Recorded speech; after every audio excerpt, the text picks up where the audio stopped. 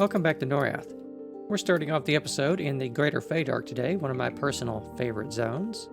And we're standing on the border of the Wood Elven Kingdom here. And the border is denoted by the river which flows through the Greater Trydar, because that's why we're standing on a bridge here.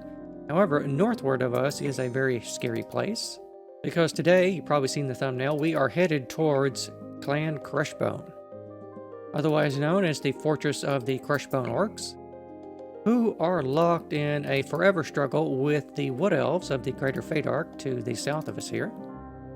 And they are always seeking to create inroads and pretty much conquer the whole continent because, well, they're orcs. That's what they do.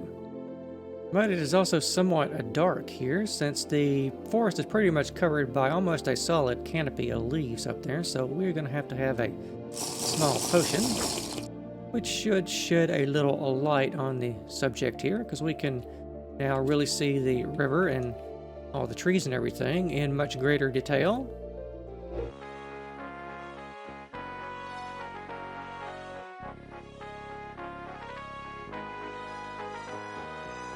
So as I've said, we are going to be going on foot actually. We're going to cross the bridge, we're going to head north.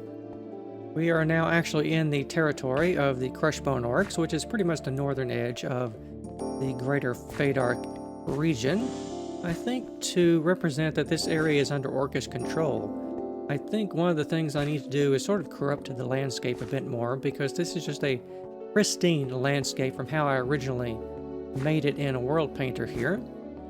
But I think we need to get rid of a lot of the leaf cover up there actually. I think some of the branches, especially close to the fortress, should be stripped bare, and we should have various smaller industrial orcish buildings around here, chopping down wood and pouring stone and everything. You know, pretty much what you would expect from an orcish region. And if we go up the road here a little bit more, we will come to what is the main gateway of the fortress of the Crushbone Orcs. And I have not yet installed the gateway over here. There's going to be a gateway here and one on the other side of this tree here after I chop that down. But as you can see, the Orc Fortress itself is made of very sturdy bedrock, and it also has a lot of red accents on it here, made from a red nether brick and nether wart blocks. I assume the red here is supposed to represent blood, so their fortress is sort of meant to give off the vibe that it's soaked in the blood of their enemies to strike terror into the hearts of the attacking elves. And it's also made of very sturdy obsidian and blackstone of all shapes and sorts here. And as the potion falls off, we will get a nice moody lighting vibe down here on the forest floor again. But let's actually pretend that there is a gateway here, and we will go through it. And through the magic of spectator mode, we will do precisely that. We will be coming through this area here, which will put us on the other side of the roadway here. And chopping back to creative mode, we will be on the other side of the walls inside now the fortress of the Crushbone Orcs.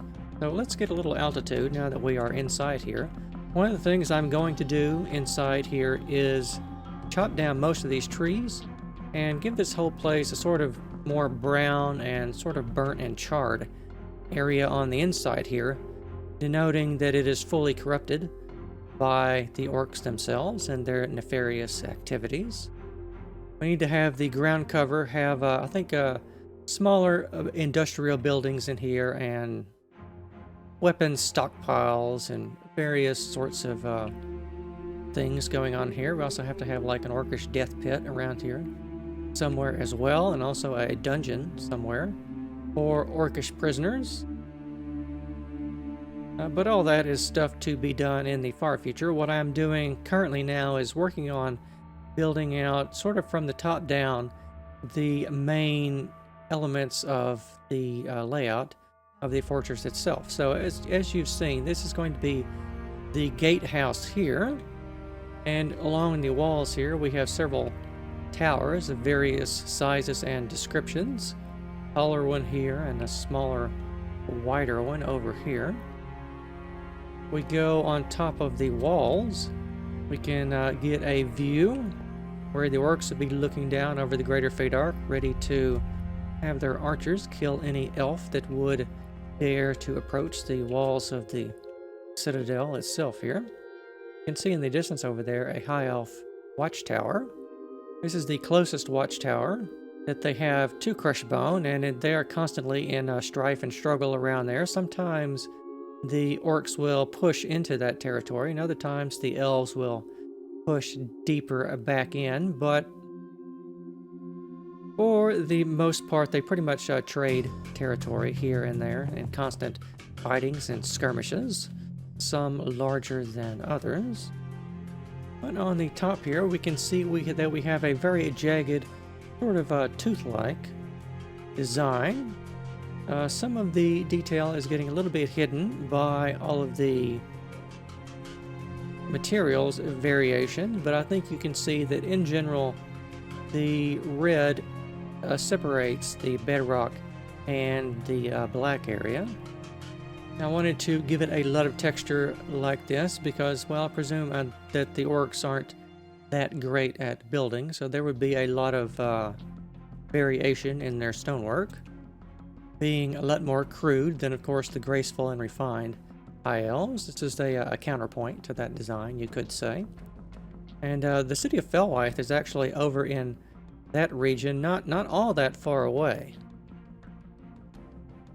So if we get a little bit more altitude, we can see over in the distance here we have the central fortress of the orcs, where the orcish emperor, Emperor Crush himself, resides. And if we go along here, we can see there are also some small rivers and lakes down here at the bottom of the fortress as well. And this is taken from the original zone design in EverQuest, by the way. And it sort of flows out here and pools up and off into the sea over here.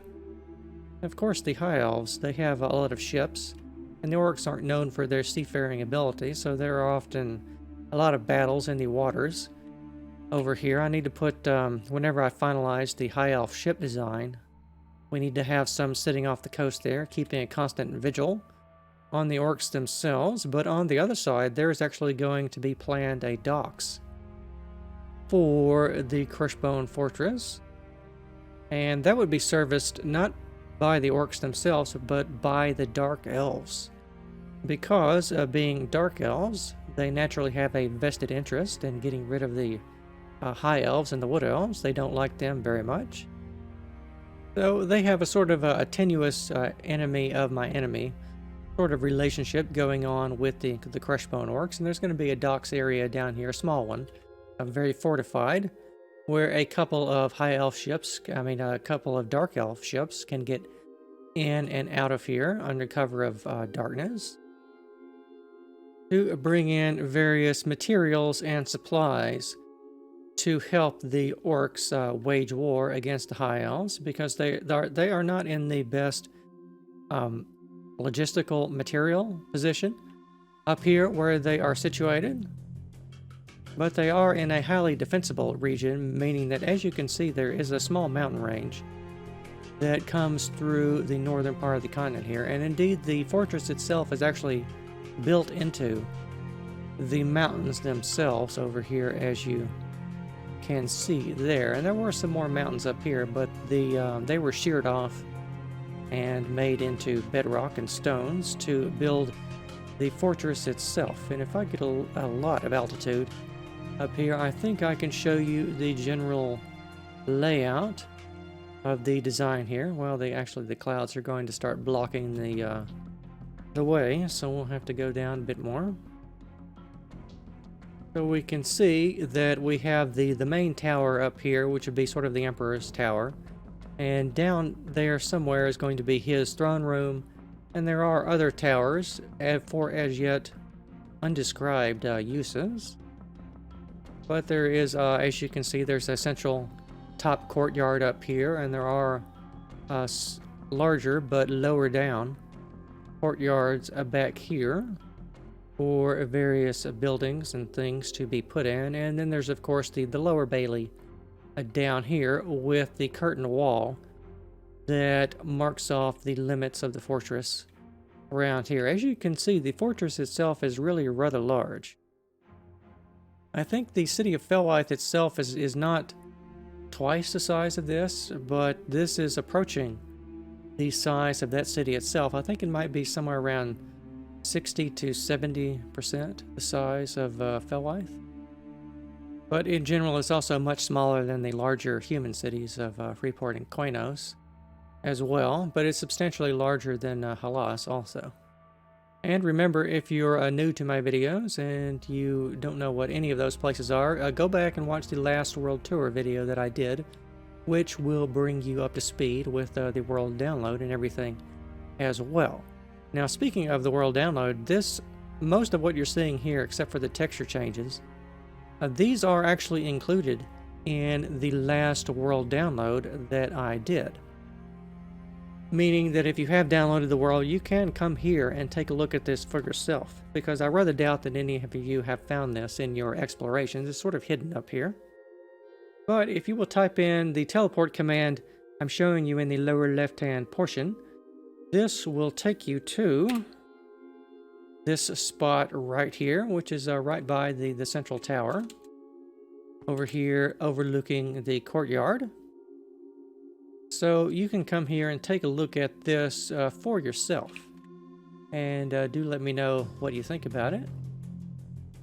For the design of this, I chose sort of the influences of this. It's mostly Mordor from Lord of the Rings, as you know, but also some other influences come from Icecrown, the zone from World of Warcraft, and I kind of took design cues from both of those and squished them together and added my own flair to it to give us the entire fortress here.